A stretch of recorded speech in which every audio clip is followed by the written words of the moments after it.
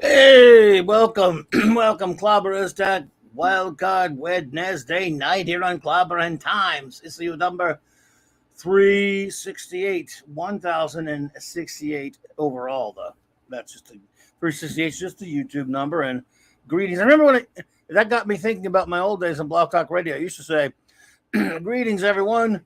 This is welcome to Clobberin Time, coming at you from the Baxter Building basement, which is secretly located on the Isle of Misfit Toys and solely owned and operated by the Kirby Commandos, over which I, of course, preside as supreme ruler.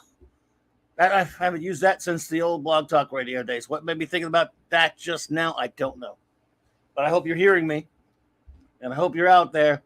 And I'm so glad to see you. Let's see who was here with us tonight. Let's see who was here with us tonight. Got some good friends already here. It looks like we're gonna say some hellos, and then we're just gonna be wild carding it tonight, shooting from the hip, hanging out with you guys, talking to you guys, and I will definitely come up with something. But where were show notes? First, of course, big shout out to everyone who hung out with me and myself and Purple Valkyrie Monday night. Really enjoyed that, and of course, had a lot of fun last night on as I always do on Tuesday nights with Tom with Midnight's Edge. On that with that great gang right there. And then last night, got to talk a little RoboCop on Toxic Tuesday on my buddy Nick Weiser's stream, and that was a lot of fun. Oh, yeah, show notes. Well, of course, we will have Saturday night Star Trek this week. But before that, tomorrow night, it will be, as always, Mark and Raquel, Raquel and Mark also, with the Clubhouse. Yeah. And of course, Friday morning, I will be hanging out with Loki, 8 p.m. Central Standard Time, reviewing episode 2 of The Orville. What else we got? Oh, yeah. So here we go. Iconicon is on the way. Iconicon 2, that is. Electric Boogaloo. Iconicon 2. I will be hosting the Toy Comics panel, 6/30/22. That is June 30th. 2022, and it will be 9 p.m. Eastern Standard Time. Be joined by the great Michael French of Retro Blasting. Happy 10th anniversary to their channel. Matt Swafford with Endless Books Podcast, and Jeff Barker with Chasing 80s channel as well. So, and Toy channel as well. So I'm looking forward to that. Cannot wait. And all kind of other stuff I'm trying to get planned and set up and here and there. But let's talk about our wonderful friends who are here with us in the chat tonight. Let's say our hellos, because that is important, especially on Wild Card Wednesday night.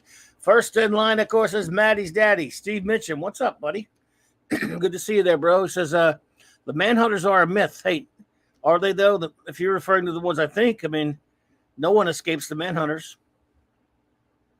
Max Redstone, what's up, buddy? I hope you're doing well. J-Man, buddy, what's up, man? We got to talk soon. Got to hang out soon. It's good to see you there, bro. Tim the Enchanter, hey, welcome. The Comic Relief Crusader, what's up, buddy? Good to see you there, my friend. And the Master of the Canadian Wrench, Chris Persia. Hey, buddy. D. Bud Martin, what's up, man of iron? Good to see you. Wagnar, hey. Welcome, Wagnar. Let's see. Hungry Boy, a.k.a. Hungry for More. Orville, a.k.a. Good Writing. Good to see you there, my brother. Always great to see you. Oh, Max, you're on the cell tonight. Gotcha. But it's just good to see you, Max. I hope you are doing well, buddy. Tiki of Doom. Hello there, Tiki of Doom. Welcome. Good to see you. I got the chats way backed up, so I'll catch up to it, though. Say it like Howard Cosell. I don't know how to say anything like Howard Cosell, but I try. Anyway, that's Iconicon there. What else we got? Let's see. Also with us tonight is, damn thing keeps jumping on me. Sorry.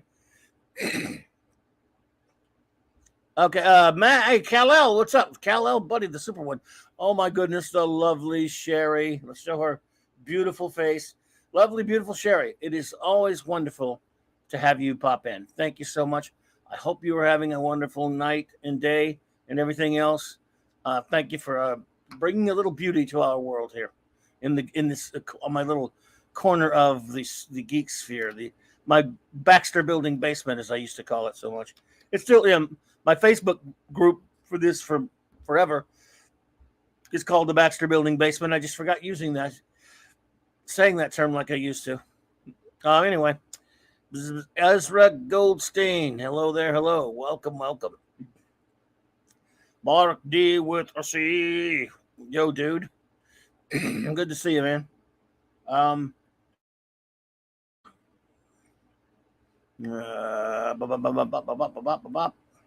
Eric K, what's up, bro? Bronze Wrencher it is. Always good to see you, bro. The Bronze Wrencher. Who else is here?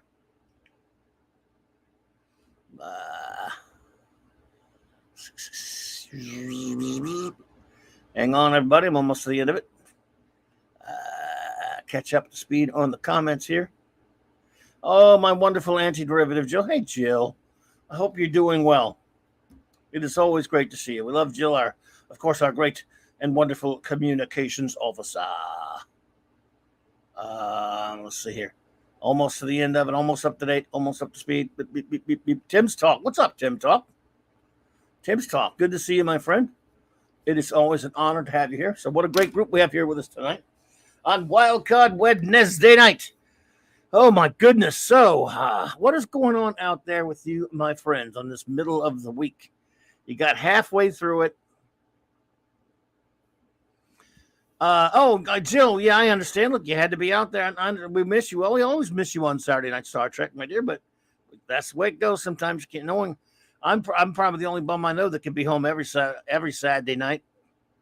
What does that say for me? This week, this coming up week will be number 74 of Saturday Night Star Trek, and I've been in. Raquel has only missed 2 of them. I've missed 0, so that'll be 74 straight weeks that I have been in one place on a Saturday night. Now that is pathetic.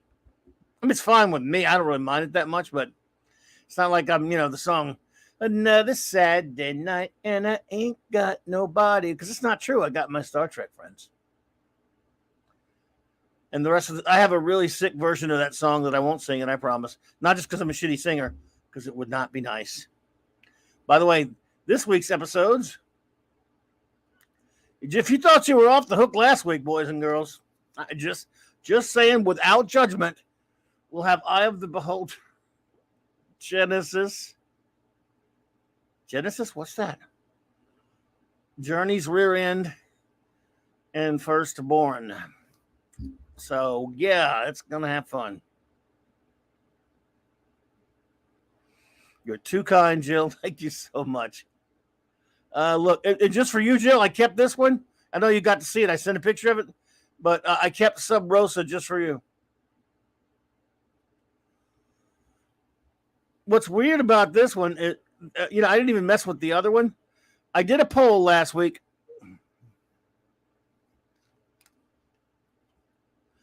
Absolutely, J-Man, it is a great way. Genesis, what's that? Yeah, absolutely. But, we did a poll last week during the show asking everyone, after we did this horrible episode, Masks. I didn't even bother making it. I mean, that one speaks for itself. But which everyone thought was worse, Sub Rosa or Masks? And everyone voted. I mean, Mask won in a landslide. And Sub Rosa, that's one of the most ridiculed episodes of all the Star Treks ever.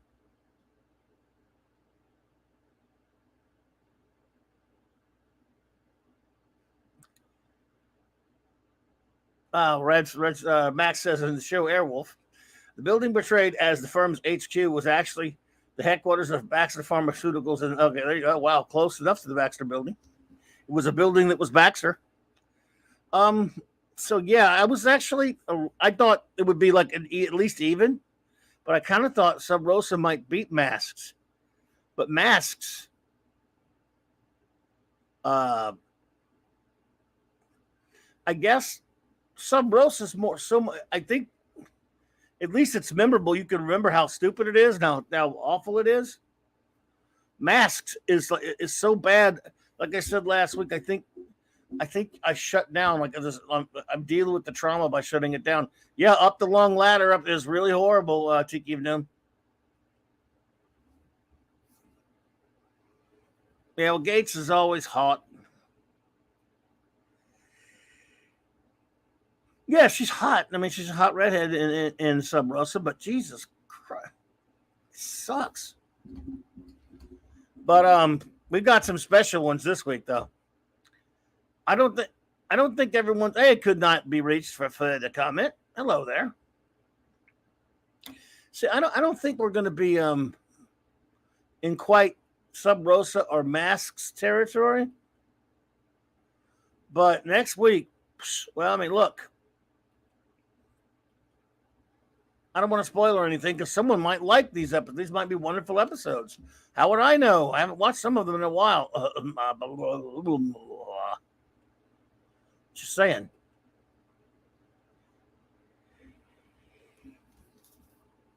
Can they really be bad as Sub Rosa? I don't know. Yeah, we'll find out, won't we? But we'll see. We can't. I mean, we want to spoil or anything. So, hey, Just Joe, what's up, man? Just Joe, that's a good point. We'll do that Saturday night if you remind me. Pop Culture Curator, hello there. Good to see you there, my friend. Welcome, welcome. Jobber, good idea. If I remember, or if you remind me, I might just do that poll. Since they're only these YouTube polls, for those who don't know, you only get 4 choices. So I can't put all 7 seasons and say which season is the worst. But I could get 4 of the seasons. First season or 7th season is a good idea, though. We'll just go with a binary there. I believe Genesis is the one with the devolving monsters. Yes.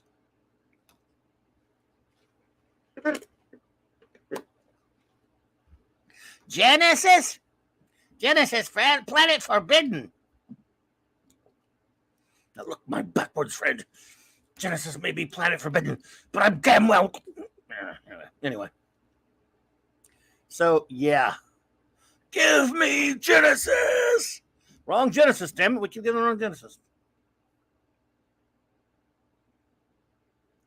You can't spoil Saturday Night's Genesis because it's head and shoulders above Voyager's threshold. That's going to be fun when we get to that one. Woo, woo. Oh, my goodness. Season 1 of TNG was always considered the worst, but yeah. Well, when we do our last episode of the TNG, here's what we're going to do, folks. I think this is how it's going to go. We're going to fit. We got 2 more weeks of multiple episodes. Hey there, Oliver Belamonte.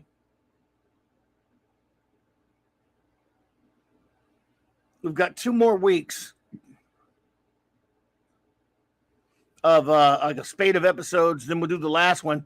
Then we'll do our series wrap party. Then we'll do that question about which season is worse, 1 or 7. I don't know if we should do the movie. Well, then we'll do the movies first. Before we move to Deep Space Nine, we'll do the movies. So yeah, actually, Jobber, we got to wait until we get the season at the end of season 7 before we use that poll. But it's still a great idea. Oliver Belamonte says, I saw it also. The Black Adam trailer. It's like The Rock is portraying a Scorpion King role once again, but instead he has God powers. Well, yeah, look, Oliver, and this is just me. I don't know exactly which era you come from, but I cannot stand. I like Black Adam fine as a Captain Marvel. Yes, real Captain Marvel, as in Shazam Captain Marvel villain. I always hated that when they brought him back in the aughts, the 2000s, and made him this weird kind of anti-hero and shite like that. I think The Rock looks stupid in this thing. The only thing that looks good in that, the only thing sad about that trailer, or what's sad about that trailer, I should say, for me, is you do get to see, Pierce Brosnan as Kit Nelson. I mean, as Dr. Fate. You get to see Hawkman for a second, and you get to see. I think did they show Atom Smasher or something? So I'm like, wait a minute. I'm getting to see all these other superheroes. I'd rather see a movie about Dr. Fate instead of Black Adam. Black Adam does not need his own damn movie. He's worthless as that. And he's just, I don't know. I guess it's going to be his little redemption story like it is sort of in the comic. But I love, Dr. Fate. I mean, it would be, my good buddy, I was not talking a good buddy, I think it was Ironcast or someone the other day, DM'd me. Someone DM'd me, I think it was Ironcaster, asking for, what would be good runs on Dr. Fate to read if you hadn't read Dr. Fate. And that was a very interesting and challenging question. It was tough to come up with a lot of them, to be honest with you. But I gave him a few. But even if Dr. Fate is cool in the film, because Brosnan is cool, he won't be in it very much.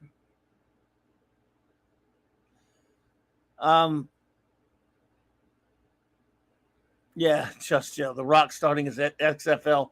The Rock's stupid XFL team? League will bomb like all the other ones. The USFL experiment's not working either right now. Yeah, it should be the JSA, and that is true. Pop culture. We're getting Black Adam because Dwayne Johnson's ego. That's exactly right. I don't know who wants a Black Adam movie. I agree, Clobberin. We should have a Dr. Fate movie. Yes.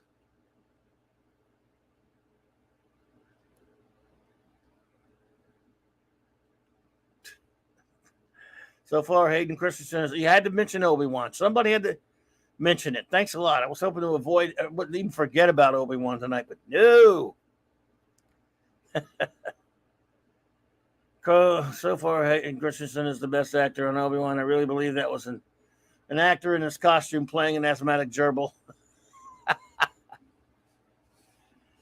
Oh, my God.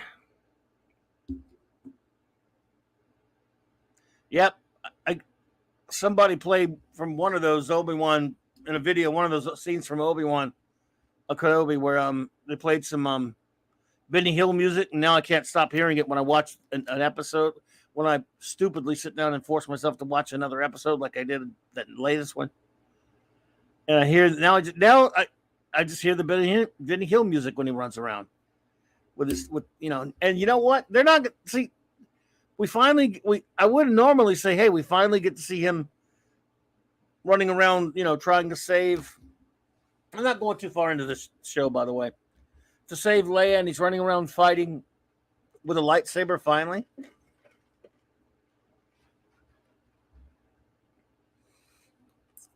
But Orville Nation, what's up, bro? Good to see you, PJ. It's too little too late, though. It's too little too late. The show's ruined. And seeing him running around with a lightsaber just in really uninspired, uninteresting fight scenes against stormtroopers don't do anything for me. And how about these snow speeders on a water planet that have like 10 seats in them now or something? Like someone someone called it, I think it was over at Echo Base, one of the Nicker coach or one of those guys called it the station wagon space, snow speeder. Yeah. It just, who cares? I mean, I'll subject myself to the last two episodes, but I've stopped caring now. They ruined it by the end of this episode 2, really. So episode 3 was just the worst thing ever, and 4 was just as bad, really. They just called the show the Leia and Reva show. I mean, Reva or whatever her name is. Force is female, baby. Retro Blasting. Hey, Mike, what's up, dude? Good to see you. The great Retro Blasting here said the show was ruined as soon as it was clear the Star Wars story team wasn't being replaced. entirely from leader to lieutenants. Yes, thank you, man. Good to see you there. By the way, the great retro blasting, everyone. Yes, the show was ruined the minute it was ruined. The show was ruined in 2012. This show right here was ruined 10 years ago when Star Wars was sold to Disney. Eric K with the $2 super chat. Thank you, Eric. Good to see you there, dude. Why do you like Reva? Why do you like better Reva? Oh, who do you like better? Sorry, Reva or Brie Captain Perfect? I presume you mean Brie Larson's crappy Captain Marvel. Wow, that's a toughie. They're both boring and crappy, and Reva hasn't been around as much. I can't say I like any one of them better. I think they both suck. I mean, they're both terrible, so I don't know. Wow, how do you choose? You got me stumped right there, Eric, because I don't know how to choose that.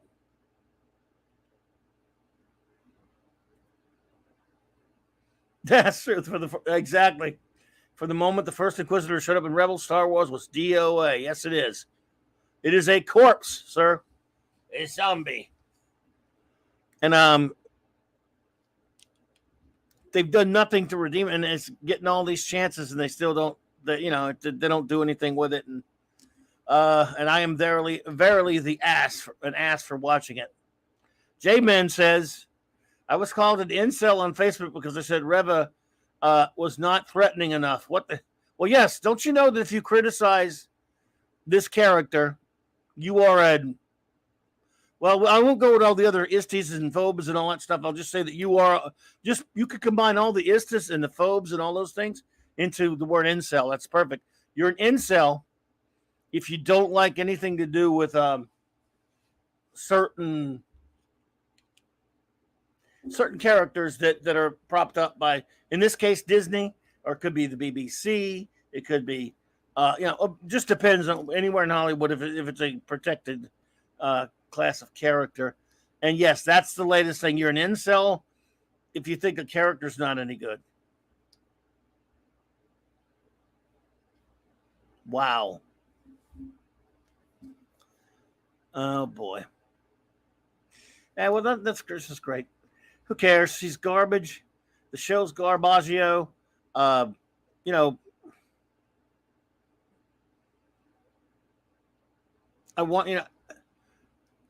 don't understand the mentality. Well, I mean, look, we know who we're dealing with here. These people hate. There's a lot of man-hating going on and stuff like that. This is pretty much Last Jedi territory. I get it, but I don't understand the mentality that the people who are just defending this show. Look, if you like it, God bless you. Don't hate you or anything. If you're a friend of mine or you're a nice person that disagrees and you like it, that's fine. I don't get it. I just don't understand the mentality that would enjoy seeing, in 2018, seeing Luke Skywalker defiled and disgraced into a pathetic, pound of flesh. I mean, a horrible character. And I don't see how watching Obi-Wan Kenobi act this way when he was such a cool character. Just forget about the stupid canon violations for a second, and they're bad. How is anyone who is defending this enjoying seeing this done to Obi-Wan Kenobi? I mean, there are a lot of bad things in the show, naturally. It's nothing. It's not even all just leave. It's called Obi-Wan Kenobi. So cut everything out for a second, everything else out of your mind for a second, and go, why do I want to see Ewan McGregor, who is a really good actor, who for me I'm not the biggest prequel hater or lover, but I liked him as Obi-Wan Kenobi in those. I thought he was one of the best things about those films, just in my opinion. I liked his characterization of the character. I think he's an excellent actor. It's not his fault that some of the scripts had all these problems.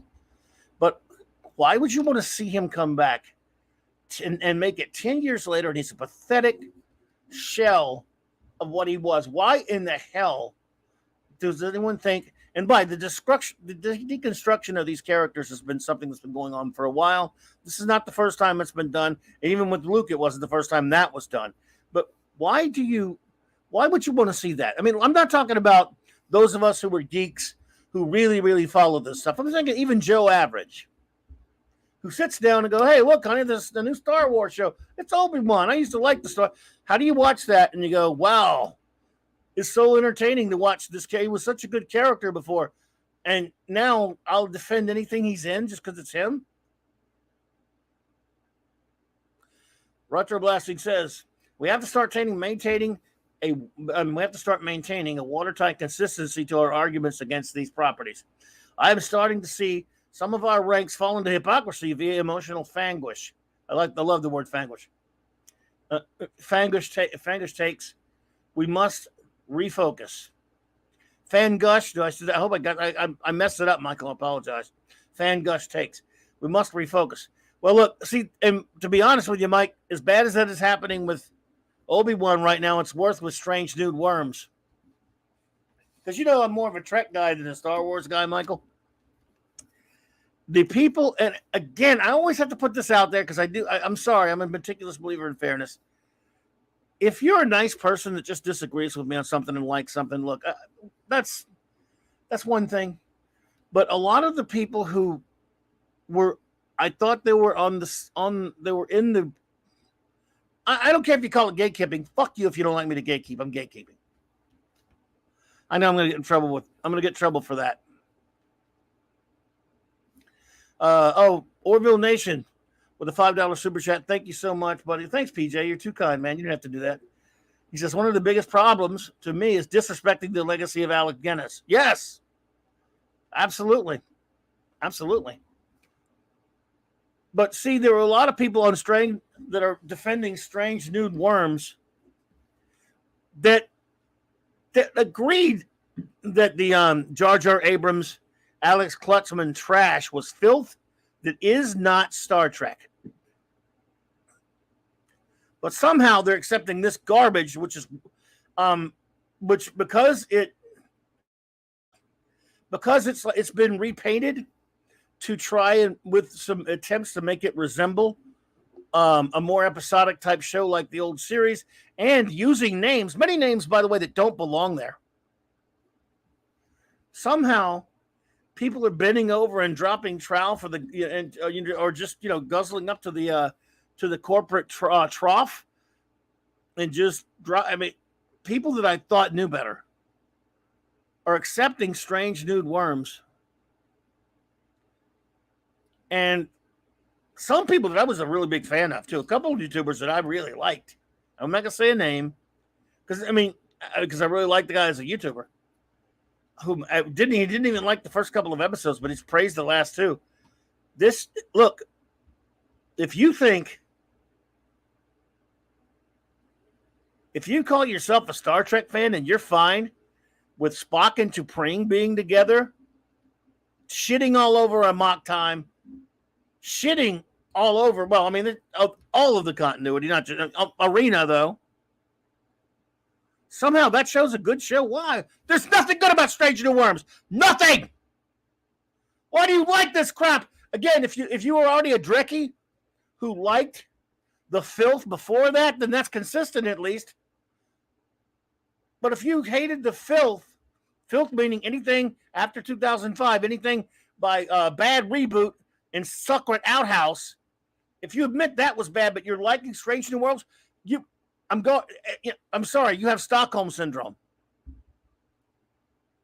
I don't get it. Why is that happening?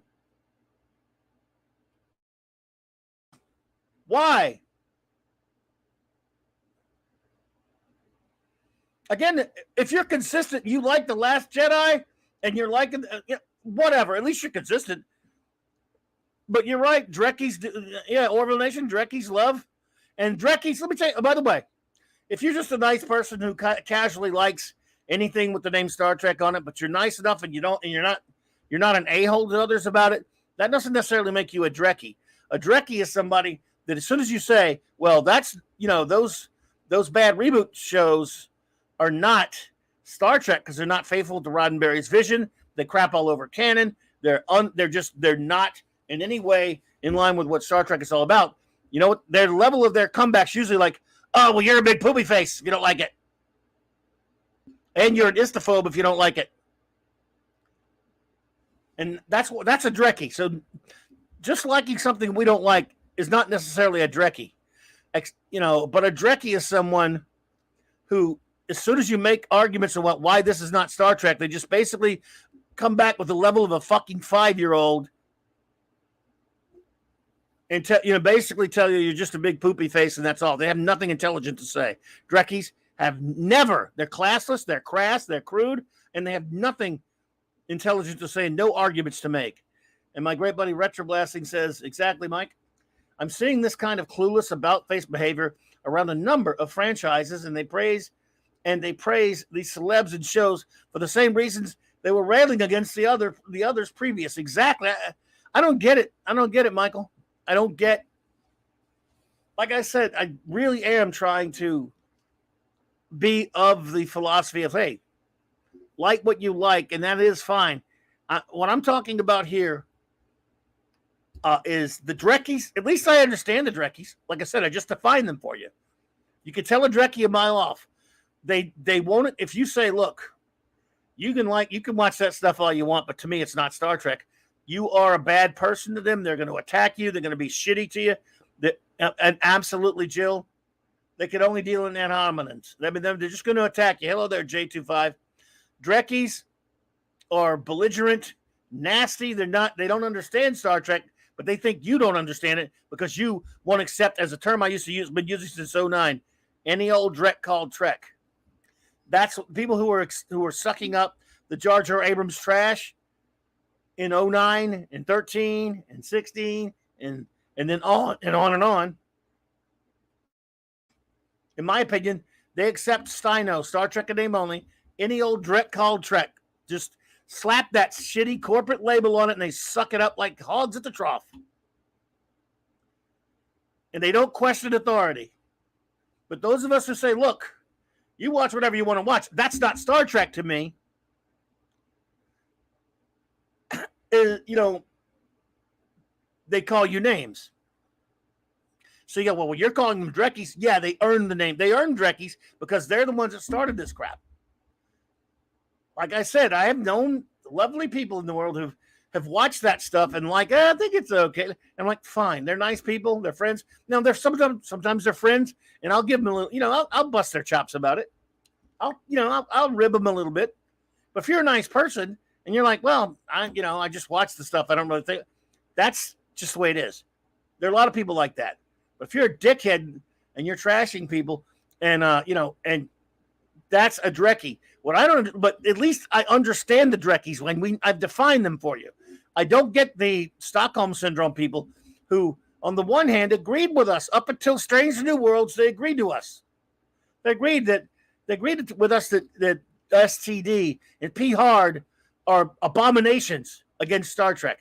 And now all of a sudden, I don't know. You turn the lights on, you wax the car down a little bit, you fiddle around with a few things, and you throw member berries and shitty canon violations at them, but at least you play lip service to the old show, but you don't really do anything. You rip off stuff. You have it's all the same shitty writing, the same shitty characters, and they buy into it. What has fucking happened to these people? Retroblastic says, remember when we truly thought Star Trek 5 and Spock's brain would always be the worst Trek? I miss those days. Well, Michael, I never thought those because I thought there was some worse, but I hear you. And yes, I miss those days when, I'll give you another example. This past week, we reviewed one of the shittiest episodes of all Trek, regardless of original series or whatever, called Masks and Sub Rosa. We're in the 7th season of Next Generation. And I don't know who did this to this picture, by the way. I'm still investigating what vandal got a hold of this picture.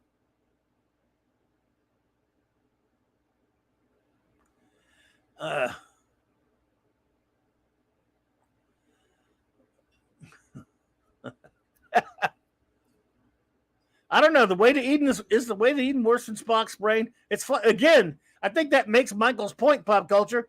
We can argue about which one of those are worse. And man, I miss those days when like Michael said, when we're talking about what's worse, Star Trek 5 or Spock's brain. Personally, And the Children Shall Lead are the alternative factor in my worst.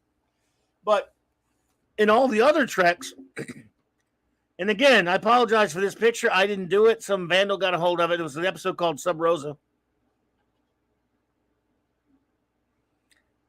But Sub Rosa and Masks are worse than anything done on the original series. And they're bad Star Trek, but they're still Trek compared. See, if it's from 66 to 05, it still counts. It's just bad sometimes. That means I'm not going to defend a bad episode. But you're absolutely right, Michael.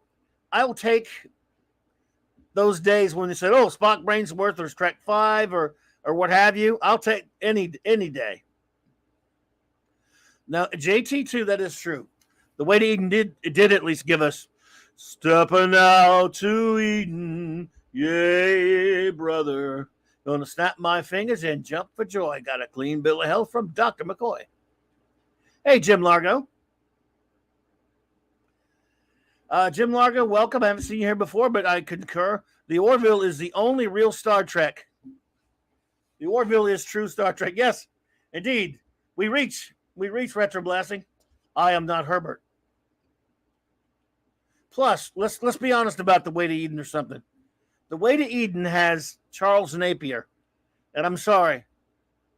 Nothing he is in is all bad. He could be in the worst piece of crap. And there's something about that dude just makes me laugh. I can't look at him without laughing. I don't care if it's the Blues Brothers or Silence of the Lambs. I laugh when I look at the dude, especially when he got cut open. He got cut open and splayed open in Silence of the Lambs. It was straight. No countdown tonight, PJ. What would there be to count down to? Isn't Orville tomorrow night? What is it? When does it open? When does the new episode come on? I thought it was tomorrow.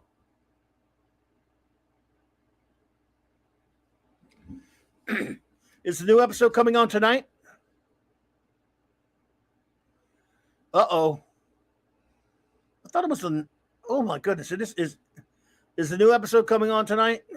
1 hour. Oh my God. Then let me see if I can find it. Let's see here.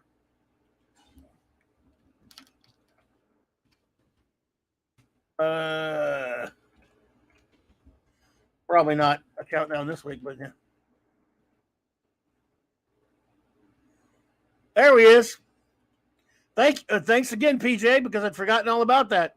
I thought it was tomorrow. I get my days mixed up because I'm senile and stupid. So yes, I'm going to count down to the Orville episode 2. I can't wait, man. Oh my goodness.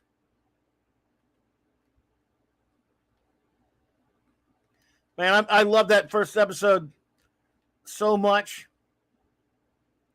I really did. That I cannot wait for the next one, for episode 2. Thank you, PJ.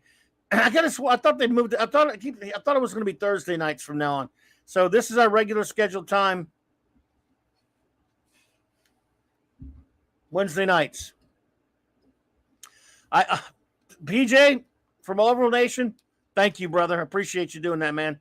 I keep forgetting, but from now on, each Wednesday night will be a countdown to the new episode, and I'll be reviewing them on Friday mornings on Loki's channel. Charles Napier was in the Russ Meyer films. Was he really? Oh wow! Making only Trek actor who's the only one now. Wow! My goodness, dude. I like. By the way, Russ Meyer films are big, are they not? But wow. I haven't seen a Russ Meyer film in I don't know how long.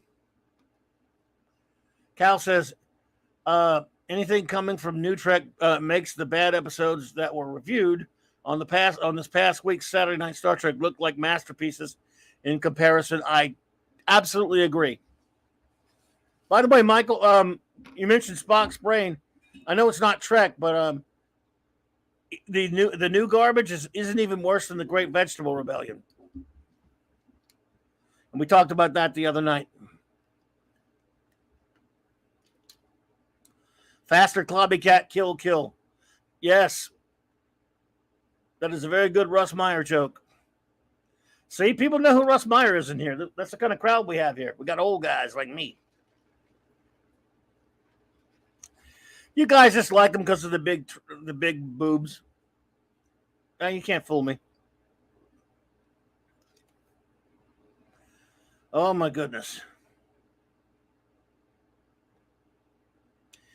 So that's a good palate cleanse that I after seeing Obi Wank this morning at 2 a.m. I get to see the Orville.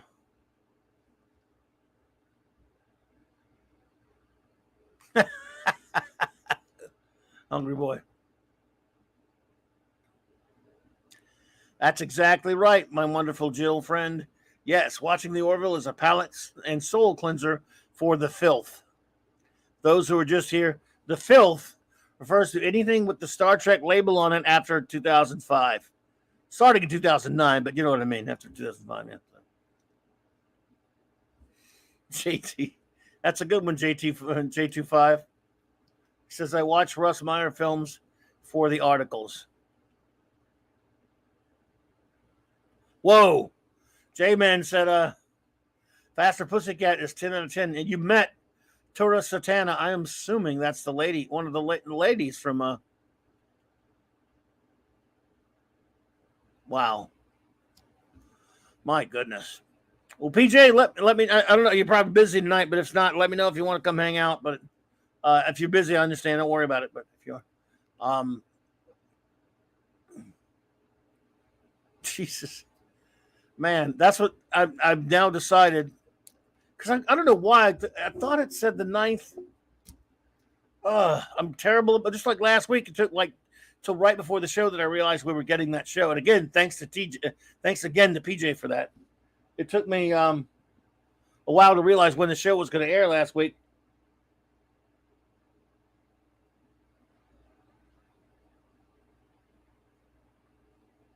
So,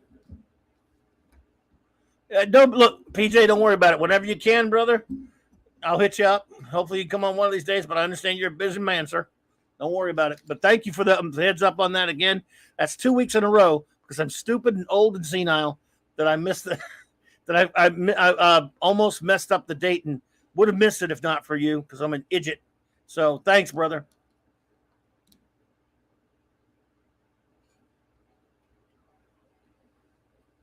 Let's see. And by the way, I know our wonderful friend Jill, whom we have a definitely link in the chat in the description below. She reviewed last week's episode. She reviews with full reviews of the episodes on Tuesdays.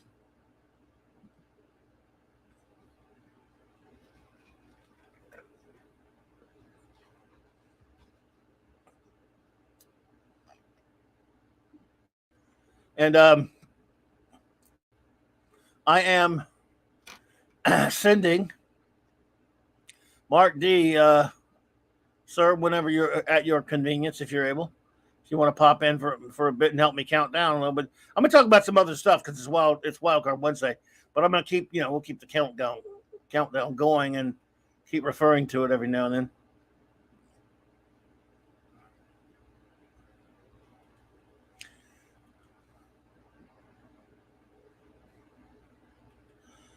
Retro Blasting says, so has the Orville totally abandoned the comedy aspect? Was it never what Seth wanted, or had it to include to get Fox the green light? Things I've heard. Now I'm nowhere near the expert on the Orville that PJ from Orville Nation is, Retro Blasting buddy, Michael. But from what I understand, that part of the reason, I've read things and heard things where, yes, he had to put some of the comedy in there and make it, to get the thing off the ground originally. But they have not totally abandoned the comedy aspect. They've toned it down considerably that I've seen. The latest, the season opener, there's very little of it. Hey, Dave, good to see you. There's very little of it. And even the last season, once in a while, there'll be a crack here and there, but nothing as broad as when it started. Something I'm perfectly fine with. And now, so much so that if they did throw something in there once in a while, I wouldn't mind it because they do it so well. But I've been led to understand that there will still be comedy, but more like in season 2, toned down. Yes, but is that the case? Kind of that he kind of had to make it look like it was sort of a parody type show at first to because if you look like you're doing a parody of Star Trek, you don't get the heat that if you're just doing Star Trek. And did he know going in that if he got the thing off the ground, he would start toning it down? I wonder. You guys know that sort of thing. I've never actually talked to, in Tom Constantino or Seth MacFarlane or anything like that, so I don't know. But I do know that he's toned it down considerably, Michael. What's up, dude? Hey, hello everyone. Thanks for having me on. Great, Mark D with a C. How's it going, man? Good. A little tired today. I did something very un-Klingon. Allowed myself to get probed. Oh yeah. And also, I got to get your sound. I got to get your sound bite now. Your video bite. Fox wanted to sell it as a parody. Fox Orville Nation says, Andy Masterson, what's up, buddy? Good to see you, man. Hey, Andy. And yes, Jill talks about that as well. You've heard it. Yes, she's heard that several times as well. Whatever got it sold works for me. So you mean what you're saying is you went to somewhere in this conversation happened. For you, Mr. Worf, I would love to explore Klingon memories. Klingons do not allow themselves to be probed. I protest. I am not a merry man. Yeah, in all seriousness, though, yeah, if you're, they lowered the age to 45 now. So, we had some friends who, one friend who actually, not to, drag the show down, sorry, but, passed away from cancer. And then her friend who was young went to get checked and they found it and they caught it. So she was all right. So, if you're a guy, you're 45. I don't know what it is for ladies now, but yeah, it's not that bad. It's not great, but you should, they've got that, the tech now to check you out and prevent things. So cancer sucks, but at least that's one thing you can get checked out and hopefully they can prevent. So well, good, dude. I'm glad it checked out all right, bro. I'm glad you're feeling. Thank you. Yep. Hope you're feeling good. Yep. Well, yeah, I'm a little tired, but yeah, all this talk has got me going because I watched. I know we were talking. You were talking about Miss Marvel, are you? No. Well, I a couple. Why did you watch that, dude? Shit. Because I was coming off of anesthesia and it came on Disney Plus after Obi-Wan. Probably he's minging. I have to give him shit about it, folks. He knows I'm just kidding. Yes, he knows. Yeah. And my Jesus normies. Christ, boy, what you watching that shit? my normie's son was actually pointing out I posted in the chat all the plot holes in Kenobi too. I mean, he's not, he likes Star Wars. His buddies like Star Wars, and he's like, yeah, Dad, it's kind of just meh. It's like, and what's, he does it. He's like, and did all this stuff not happen in Star Wars or what's going? I'm like, all right, Eric, we're gonna watch Star Wars over the week. The Leia stuff is so insufferable. But go ahead. Yeah, it's hard. No, it's horrible. But plus, they should have never met. I mean, if they'd done some kind of thing where Ben was a kick-ass Jedi and maybe helping Leia, but not directly, but through certain actions, and it's just a train wreck of a show, and it's bringing down his character too, just like Picard has with the series with watching TNG. So it's really just, I mean, we got, like you said, you got a couple some lightsaber action today, but why was the lightsaber not cutting through the stormtroopers? Did their armor get improved somehow, or is that just I have no idea. It was like because he can't even use the damn force anymore.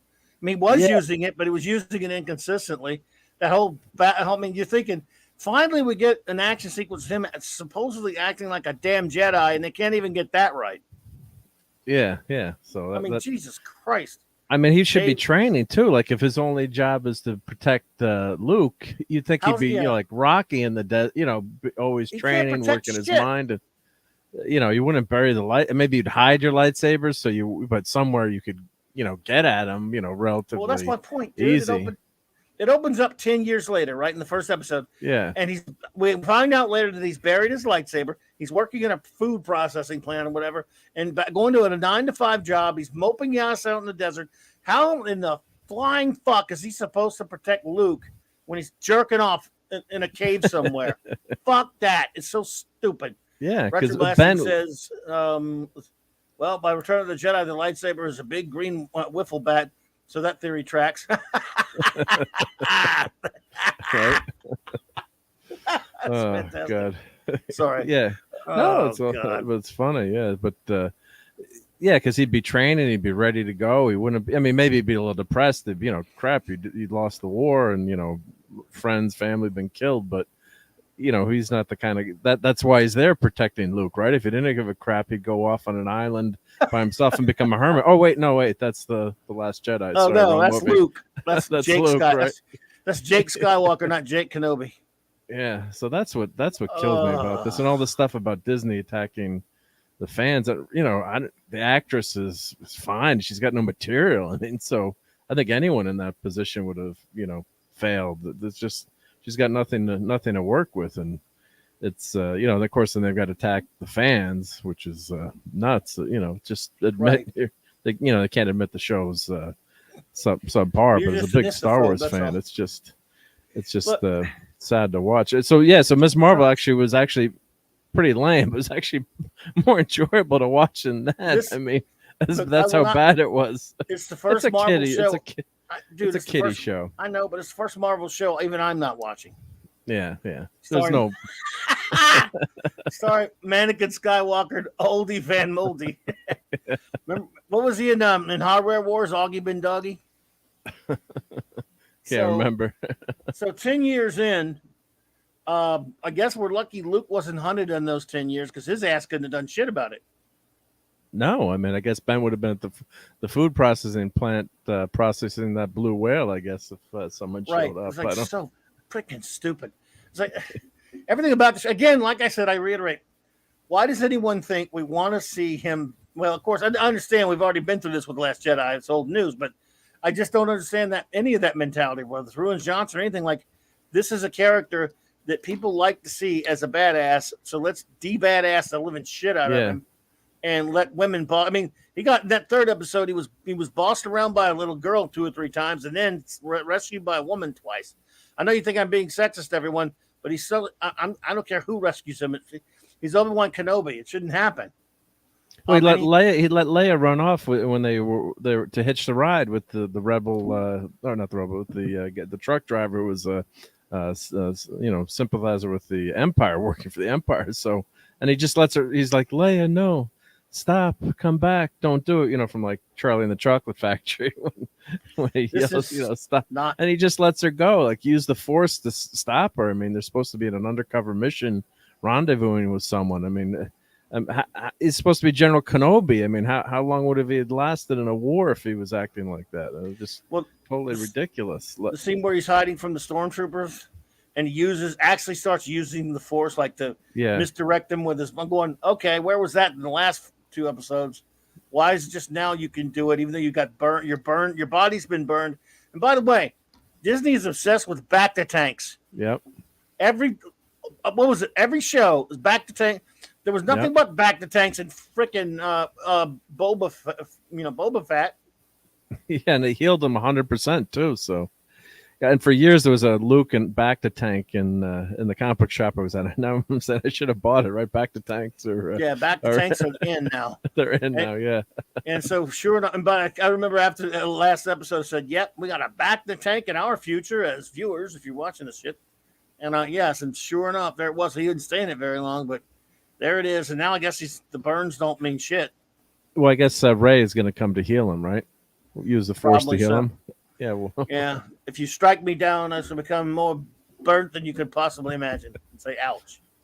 And the scenes aren't even that exciting, too. Like, at least you could say in The Mandalorian that when Luke finally shows up in that episode, and that was cool. That was a cool scene. That was a great scene. But the fights in this are really not inspiring. I mean, Christ, he deflects some blast from some stormtroopers, and Disney's wrecked the stormtroopers too, because that was just a joke people would make, like the stormtroopers can't hit anything. It was just fun fan joke, and then Disney made it basically part of canon. It true now. Which is ridiculous, asinine. By the way, yes, Obi-Wan apparently forgets about Leia and Empire. He forgets everything, I guess. Yeah.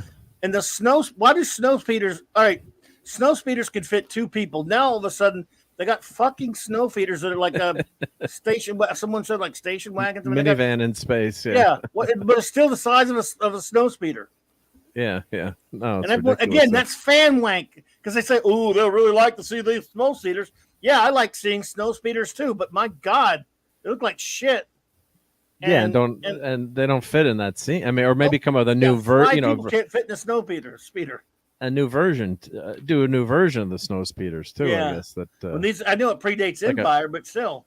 Yeah, or do something. Yeah, do something like, oh, it's a bigger version of the snow speeder. But and why would they use a snow speeder in space too? Right? I mean, it was a water planet. The water planet. I don't know if they were using it in space or not. Oh, they took it down as a transport. Yeah, on the other ship. Yeah. He said that's the T-47 Plymouth Voyager. They have optional wood panel siding. Good one, Michael. Oh, our wonderful first officer has popped in. Raquel Briggs, you're too kind. I love you, and thank you. She leaves a $5 Canadian super chat and says, "Must walk dogs before up season 3, episode 2. Quickly dropping in and out and to send my love and support. Thank you so much. We love you. We're getting close to the 1 hour mark, and thank you, Raquel. We love you. Can't wait to see you tomorrow down in the clubhouse. Love you. And Eric K with a $5 super chat says, "How does Vader have so many of the stupid metachlorides? Metachlorides. That's good enough. Clean your laundry too. Yeah. Hey, metachlorides. I don't know how to spell that damn thing either. Yeah. Yes, yes, Tide Pods, not metachlorians. He's got to keep that suit clean. Really say it. He is more robot than human. He is more machine than man. Twisted and evil and stupid." And Retroplastic says, "I think we need to educate Star Wars fans who don't appreciate Doctor Who. Their TV show filled with rock quarry locations is not always a sign of quality.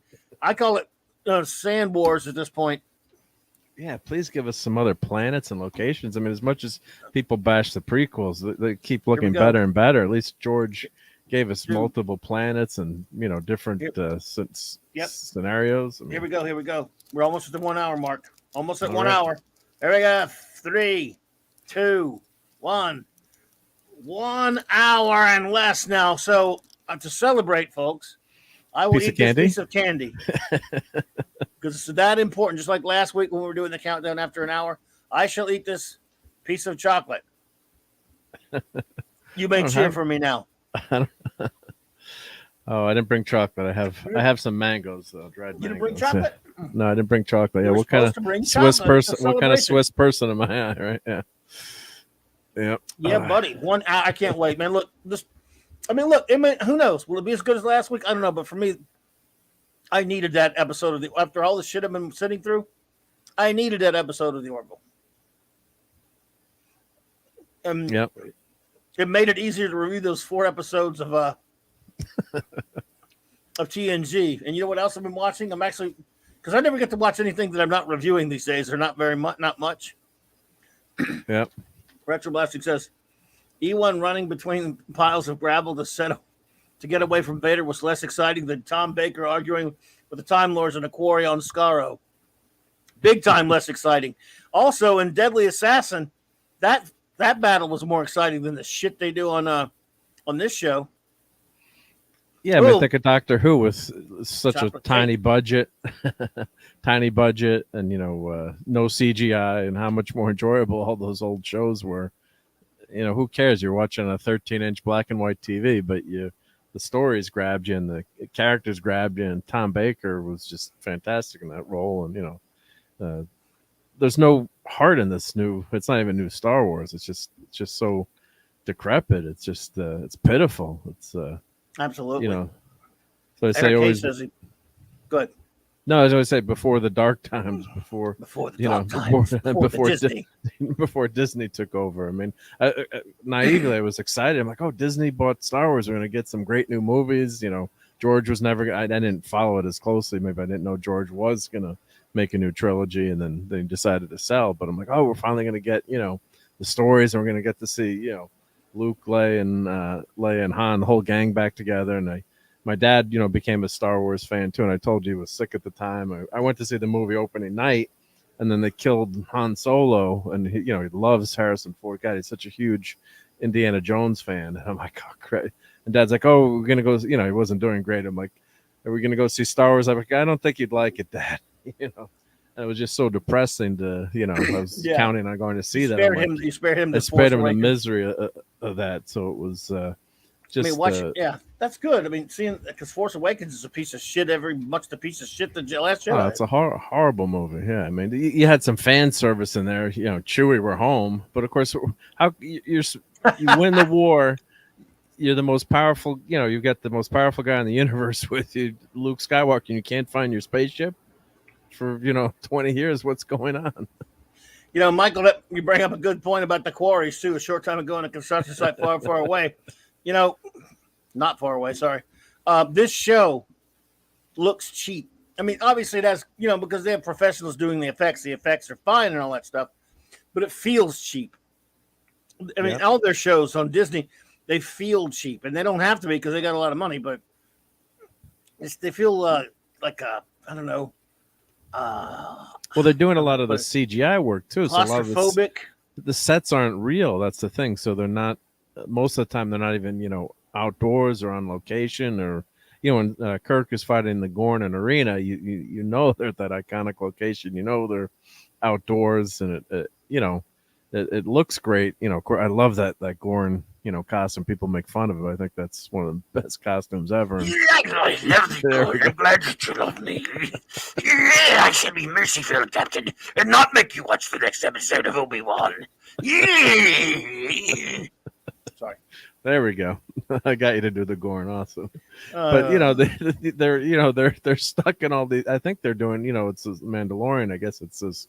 It's fantastic technology, but it just doesn't look real. It doesn't look real. That's the problem. So, and plus combine, and then if you've got a great story and great writing, the sets and the effects are secondary, right? I mean, we grew up in that generation where hey, Star Wars was the special effects blew you away when you first saw that in a movie theater. Couldn't believe it when the spaceship flies overhead. You're gawking. You're like, oh my god, this is incredible. But the story is great too, and you love all the action, adventure, the excitement, and the effects help it. But Star Wars, if you just had those spaceships, would have been a good movie. No. I mean, a lot of people try to copy Star Wars. It didn't always work out so well. So I'll tell you what, talking about Obi-Wan makes my ass hurt. Screw that crap.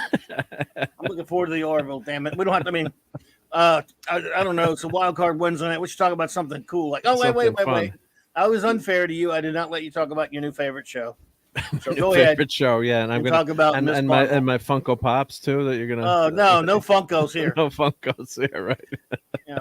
Except for the Gorn Funko. Come on, the Gorn Funko is cool. Funkos, I only have a few Funkos. All right, J-Man. They're all free. Dude, all right. Look, I'm putting out an application, everyone, for a new chief engineer because one of them's about to get fired if he keeps talking about Funkos. That's all I'm saying. I only have like a few Funkos. I don't have my shelf covered with Funkos. Plus, my kids giving me. What am I going to do? What am I going to do? But I just have the Gorn and I have the FF and a couple other ones. The rest are statues and action figures. So, but yeah. I mean, I always look. I'm as living that live as I can be about it, but I'm not going to not say what I. No, I agree. I'm not reserve what I think about them either. I'm not a big Funko fan either, but. A couple of them are. The Gorn one was good. Maybe get you to agree the Gorn one is kind of fun, right? No agreement. Dude, remember, I'm the guy that didn't buy a Thing Funko. Yeah, that's true, right? If I won't buy a Funko of the Thing, my favorite character, and he was gigantic. Remember that big ass one? The 12-inch or 10-inch. I make no concessions on Funkos unless you want to use them for target practice. The Thing Funko didn't look good, I have to say. I didn't like the thing. He was giant. I mean, but it didn't look. I mean, it's all relative, I guess. The Gorn. All right, I'm going to be quiet about the Gorn. MoDOT. Okay, I'll grant you that. If MoDOT was a Funko, he'd be fine because he looks like a Funko anyway. But that figure, that Marvel Legends figure I got of MoDOT looks way better than a. It is a good figure. Yeah, that is a nice figure. I'm just giving him. Yeah, we're having fun. We're having fun. Yeah, and my kids get and I got the Cara Dune Funko. You got to get that too, right? So I got. Yeah, you do. I picked that up. Yeah, Cara Dune is no Funko. But But talk about your favorite show if you want just for a minute. it Then we'll talk wasn't about something good. yeah, my favorite show. He No, but watched Miss Marvel. I had to watch Miss Marvel. Yeah, come on, I was under the effects of anesthesia, right? Well, you have an excuse then. I have an excuse then, yeah. But it's just it's just a pure origin story. Of course, they've got to throw in some PC stuff, the line about girls like us, aren't meant to be heroes. And I'm like, well, wait a minute, I've been reading Marvel comics since the '70s.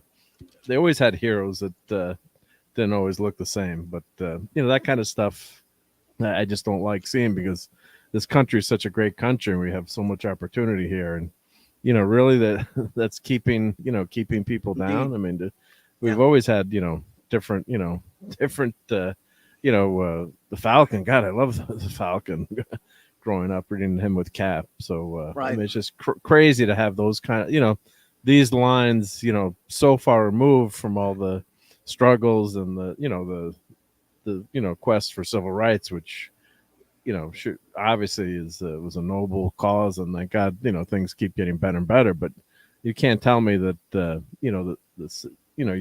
they're almost making it seem like things are 40, 50 years ago, when there's a ton of opportunity out there now. Not the bad things that don't happen, but they've just got to throw those lines in. But it's basically, she's got a best friend who's like a young Reed Richards type, who's a super duper inventor type, who's creating things, and it's a harmless, fun character. Ugh.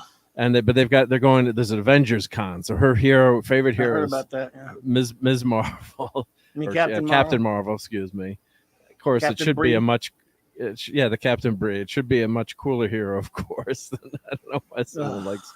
She's so Captain Marvel's. The Thing should be your favorite hero, right? But her should be Mr. Fantastic with those hands. Yeah, I know she didn't have the Mr. Fantastic hands, right? Yeah. So minor spoiler. I don't know. Guessing people don't care. If anybody is planning to watch Miss Marvel, I don't know what's wrong with you. Yeah, but minor spoiler warning. So her auntie passes away, or someone passes away, or no, it hasn't passed away, but sends a chest of stuff over for her to that she wanted her to have, and one of these is like an amulet. So she goes to the Avengers con. It's kind of cute. They figure out a way to she has to sneak out of the house. And do they have would they have a Comic-Con cosplay just at night? No, stupid ass shit. It's always during the day. I've never been to a con where that stuff is at night. Never been to a con, I guess. Yeah, that's what I said. No, they have them at night, like they have costume party and dances at night. Yeah, yes, but late. Yeah, but that's for adults and for but not they're kids, not kind of not for kids. No, so I was like, "What's going on?" They have, this, and it looked more like a rave than a con. I'm like, "Gee, it was a crazy." They've obviously like they were trying to make it like this one, like a carnival fair. So that was a definite miss. And so they sneak to the con, and all these things happen, and then she's going on stage, and of course there's like her nemesis, who's like the blonde hair, blue eyed girl, is there, dressed up as a mix between the current Miss Marvel and the 70s Miss Marvel. So she had a pretty nice costume on, if you remember that, the 70s one. And then she's on stage and she puts the amulet on. All of a sudden these things happen, and like does like a light show, kind of like Dazzler. And something the head falls down. They try to copy Indiana Jones with like a rolling head, and things go flying and people get. So it's just a setup, and of course, the end of the episode, the guy from one of the government agents, or it's not from WandaVision, it's like, oh, let's bring her in, because they see the effect. So basically, she's got this amulet. So instead of doing Reed Richards' power, she's almost like Sue Storm in a way. She can create force fields and make her hand longer. I know, they're like Green Lantern type powers or something. Yeah, which is kind of crazy. It's like, why don't they just do it the cool? I guess they can't do the Inhumans like they do in the comic book. So so but it was better. It was more enjoyable. I mean, as meh as it was at least more. There were a couple of funny lines. It was at least more enjoyable. It was kind of a channeling a little bit of the Ant-Man and the Wasp in terms of the setup, and when they're showing like how they're going to get to the con and stuff, and they're trying, and it's all the snarky humor. Everything's got to be snarky.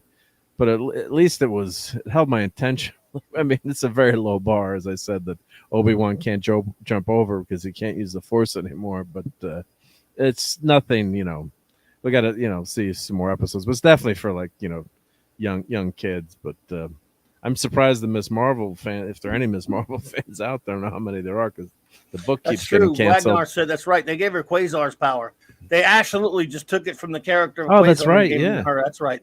I'd That's forgotten right, about yeah, that, good point. Wagner, because I didn't give a shit. But hey, Punk Waddle, hey, Punk Waddle.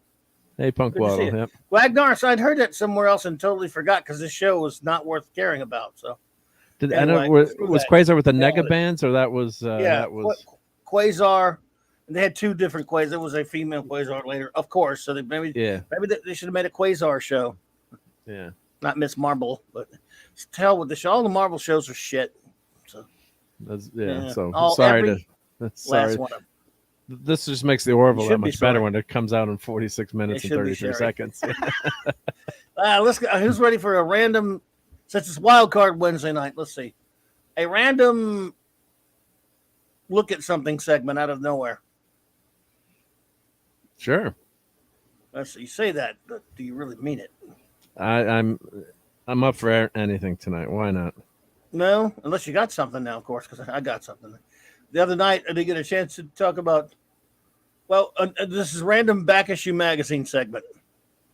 Oh, I love those. Yep. Let's talk about British comics, in particular, Marvel UK.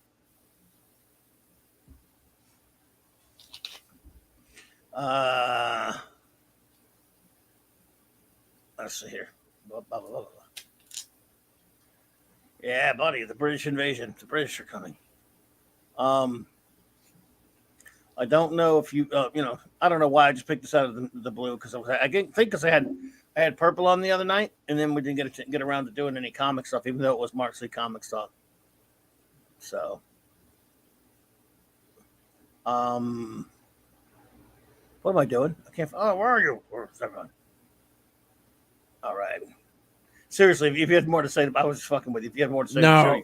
I just wanted to, is it the worst thing I've ever seen? No, I mean it's actually, I got to watch some more of it, but just the PC stuff they throw into those lines always get me, and it's just, I guess maybe I'll watch the next episode, but it's not like, oh, this is watch Stranger Things or watch watch the Orville. Watch that. Yep. Did you watch that one? No, I'm just kidding. Okay. I don't know. It's season 7 of TNG hasn't been so far so good either. So yeah, that's what I'm saying. But I really didn't talk much about comics. Quasar got them from the original Marvel. Well, yeah, the original. That first Quasar from Marvel. Yes, got him from the original Marvel boy. Actually, got him from the guy who got him. The original Marvel boy came back as an FF villain for 2 issues. Remember? Yeah, because I had my, I always mention my grandfather brought me comics. I'm like, who's this guy Marvel boy? And I'm trying to remember what it was. It was maybe a solo issue or something, or a one shot or something that had a story. And they're like, back from the 50s, or so. And he had the Negabands. That's right. Yep. And then he came back. He came back as a villain. Yep. Yes, sir. And they've got, the thing is too, they've got so many great like what? How about a Machine Man series or a Deathlock series? Or there's so many great characters, and just pick. They could have done a Hercules. We did the review of that Hercules limited series. Like, could you imagine if they adopted? Well, of course they couldn't because of what's in it, but they'd ruin you're right. it. But if they wouldn't ruin it, that's so many things. Again, predicated on them being normal and not ruining shit, like when they were in phase 1 or 2 or whatever. Yep. Yeah. I would love to see Machine Man. God.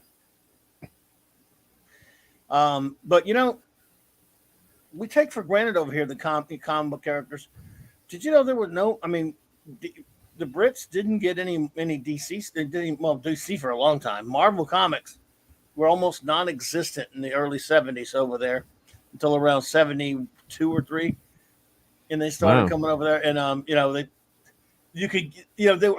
some of them made their way across, but not very often. And so Marvel tapped the market by doing a lot of reprints. I mean, it was, Marvel UK reprint books. And I always like to talk every now and then when I have one of our good friends from across the pond, like Matthew Pounder. I don't know if we have any friends in here from across the pond. who So were, were these are magazines basically, right? That would reprint a bunch of issues well, together. they were mag format. But Yeah, because yes, when I went to Switzerland as a kid, visit family, yeah, I'd buy.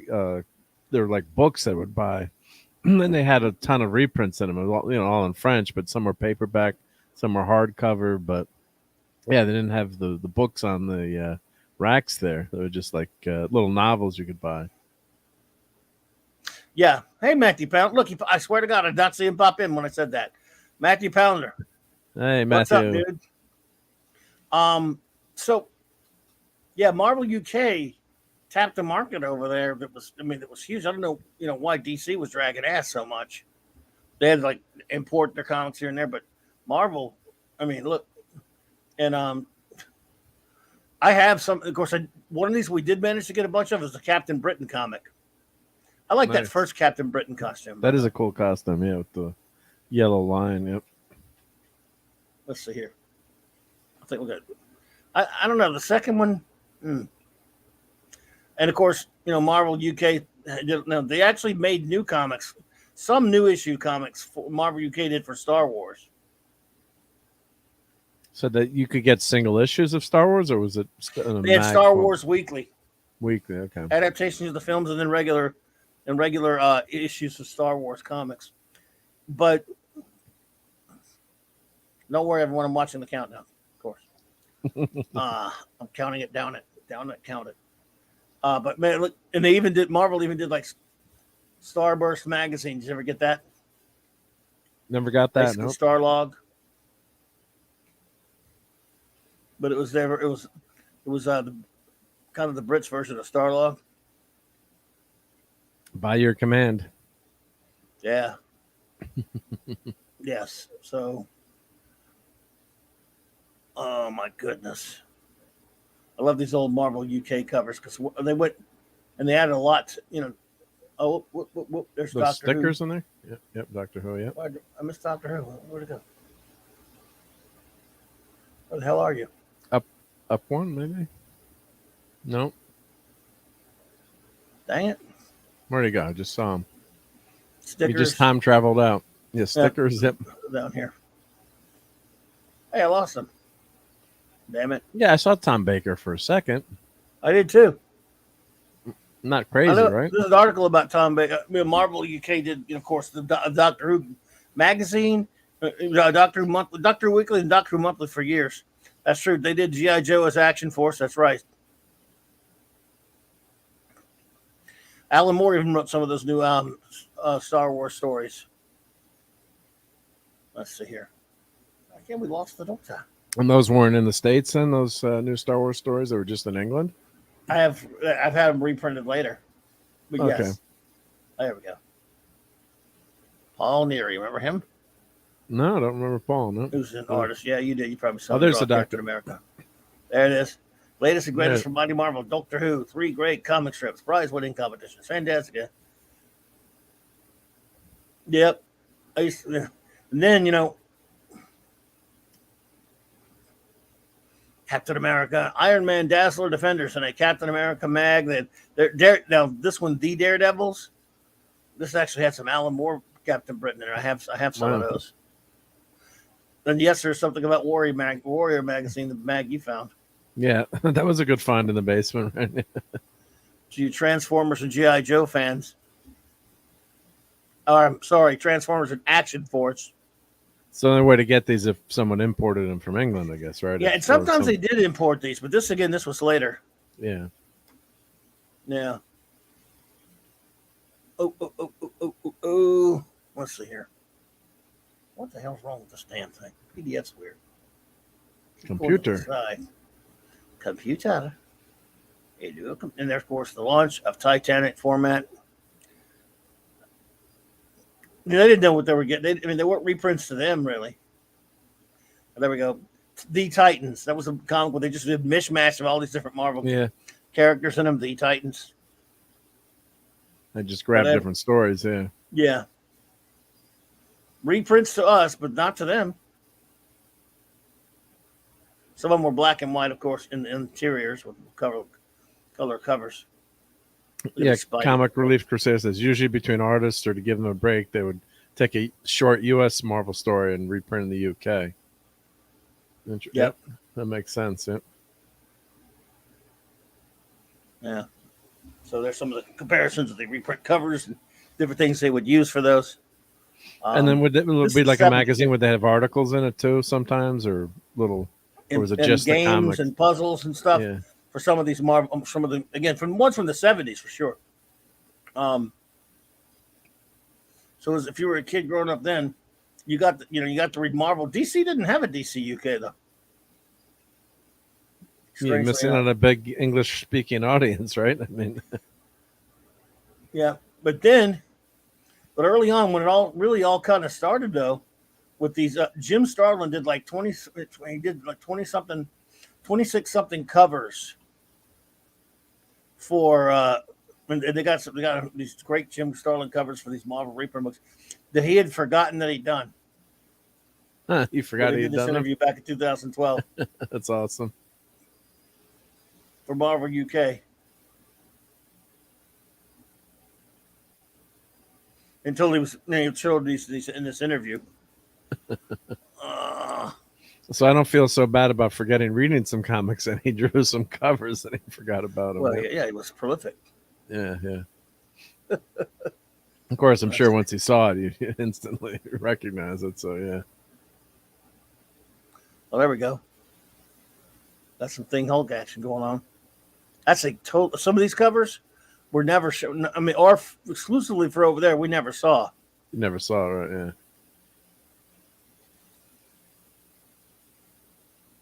Well, a lot of them were poster actually for you. Yeah. That was always fun when they had a poster in the book. Yep. Yep. We call them pinups. Yep. Hey, Dave Bob, what's up, dude? Hey, Dave Bob. Don't worry, everyone. Countdown is 35 minutes and 20 seconds. Counting down to the new episode of the Orville. At least it's not on a 3 a.m. I'm so happy for that. Yeah, because they do that. Yeah. They stagger it for other shows. God. They stagger it. I thought that was what they were going to pull for this. I thought they were just like I thought last week was a special one-off time. So no, I'm glad it's a.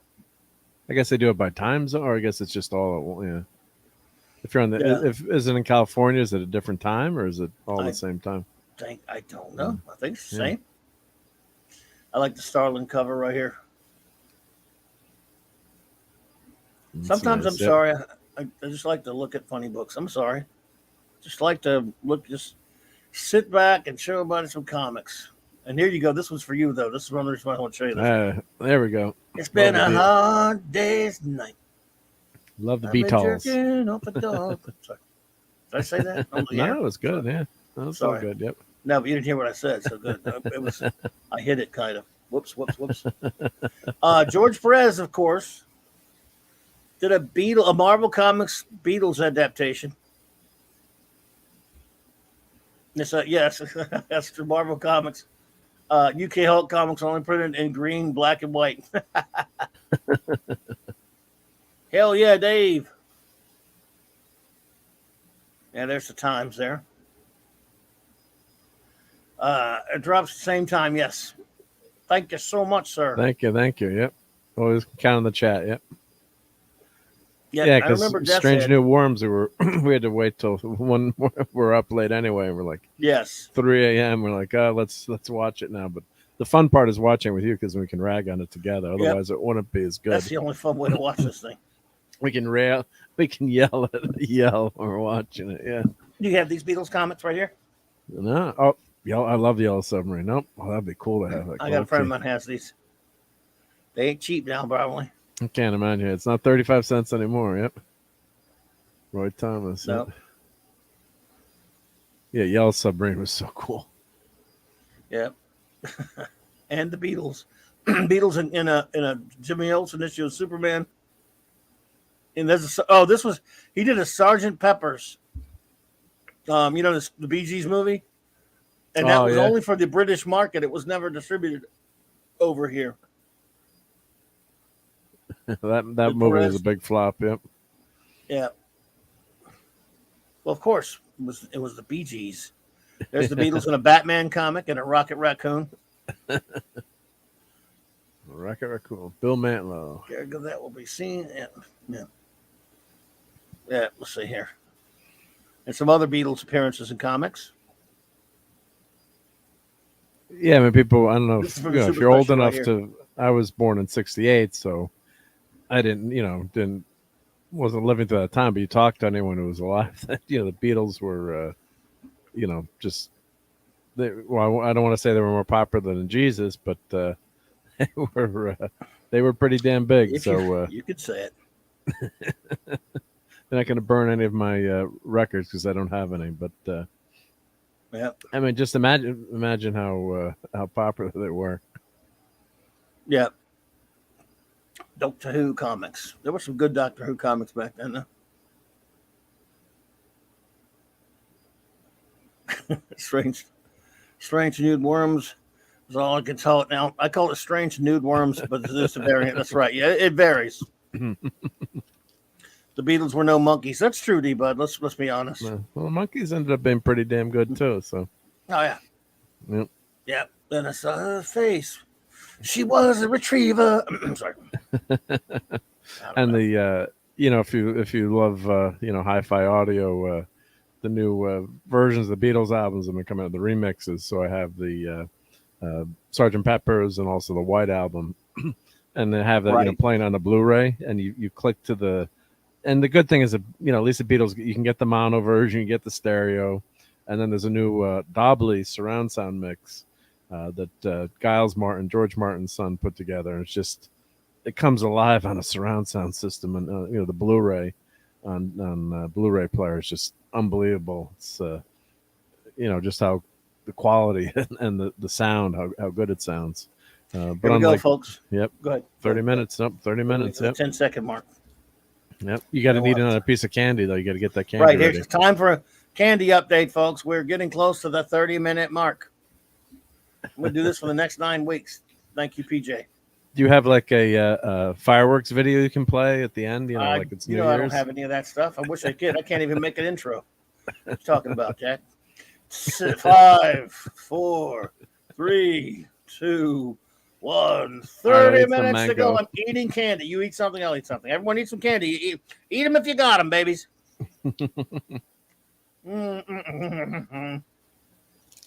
This is not as good as the candy from last week because that was the first episode.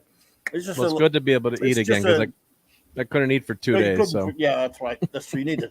And then Dad Man was talking. We're playing Fortnite, and happy birthday to Dad Man. It's Dad Man's birthday today. Happy birthday, Dad Man. So he was playing the Fortnite. It's like, we're going for bacon cheeseburgers or something. I'm like, no more food talk. I haven't eaten in 2 days. You're killing me. It's revenge from all the food talk that I do. So now you can eat again. I haven't had one of those Klingon probe things since like 2010. So. Yep. And Steve is saying because worms are usually not naked. Well, I've always seen them with clothes. I mean, look at Mr. Mind. Doesn't Mr. Mind wear glasses? So that. Yeah. What do you say to that, mister? But yes, below the 30-minute mark. Now, Zacharot, what's up, buddy? So, all right, let's see. Yeah, the great Mr. Tom Baker, folks. Yeah, I mean, just lightning in a bottle. Tom Baker. Without him, I don't know if that show would have been had anywhere near the U.S. success that it did back in the 80s. No, he was instrumental. I thought that was the first Doctor, right? What did I know? He was my first Doctor. But I put on PBS, and my friend whose dad I told you bought all the tapes when he finally could buy them, VHS tapes, right. And he's like, there are other Doctors before. I'm like, what do you mean there were other Doctors? He can regenerate. What do you mean he can regenerate? What's regeneration? Yeah, exactly. Yeah, what do you you didn't have, especially as a young kid, you didn't have the money to go buy magazines or, read about things, so it was tough to tough to learn. I'm like, really? Like, that's how can we watch that? So I don't know if for a while did they ever show PBS? Did they show some of the earlier Doctors, or was that later due to the popularity of Tom Well, it was a Baker little that they bit showed later. other Now, series? when it first hit over here in the 70s, there were a few PBS affiliates that got some John Pertwee episodes. I hear maybe even some Trout ones. I don't know if that was true because most of those were incomplete. But here, some of them got some John Pertwee serials, not the entire run or whatever. But as far as them, being run all together like in a package, it starts with Robot, Tom Baker, and that's the way they did it here. That's why this year marks just not only the 40th anniversary of Star Trek Through the Wrath of Khan, it's the 40th anniversary of me falling in love with Doctor Who, and I'll be celebrating that on the Doctor Who usual anniversary on the 23rd of November. Yeah, I'll have some kind of big Doctor Who celebration again. But yeah, so I've loved the show for 40 years, and it was they showed Pertwee on late night CBS supposedly. That I don't remember. However, what I do know is later, after Baker became really popular in the 80s, few years later, they did start running some PBS affiliates would run movieized versions of Pertwee serials. Say serials because that's what our lovely not Nick Weiser cereal that you're thinking of. Yep, eating cereal. Yep, or the cereal show or the cereal series. Our lovely British friends say that they say cereals. Cereals. Yep. I told them about the cereals tonight. That wearing the special topic, a cereal robot. And they say series too, yeah. They say serial when they mean the 4-part story. When they say season, they say serial. I mean series. Yeah, series. Yep. Tom Baker, series 12. Series 12, starring Tom Baker as the Doctor in Doctor Who. They don't even say the Doctor; they say as Doctor Who. Over there, they don't. Over there, when they would refer to, they don't refer to the Doctor like when they say Doctor Who. Just the Doctor. They would say Doctor Who did this or Doctor Who did that. Whereas, like, if we're talking about a Doctor Who story, I might say, yeah, when the Doctor did this or said that. Clobberin down to see what. Yeah, I started watching on a PBS affiliate called LPB in Baton Rouge here, Dave Bob. That's when I started. And this was for you here, Deuterishness. The magazines you found. Warrior Magazine. Look at you. Yep, I got that right. This is a summer special. I actually have this one. Right. I finally got backing boards for that. You got number 1 though. 1 through 4. Amazing. Yeah. 1 through 4. Wow. That was a lucky find. Yep. Marvel Man before he became Miracle Man, of course. I always like the Axel press button. Number 1. Yep. Here, let me grab it. Rub it in.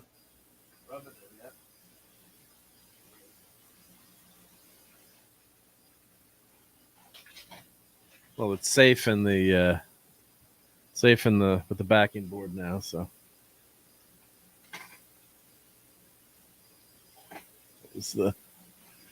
put the light on a little bit.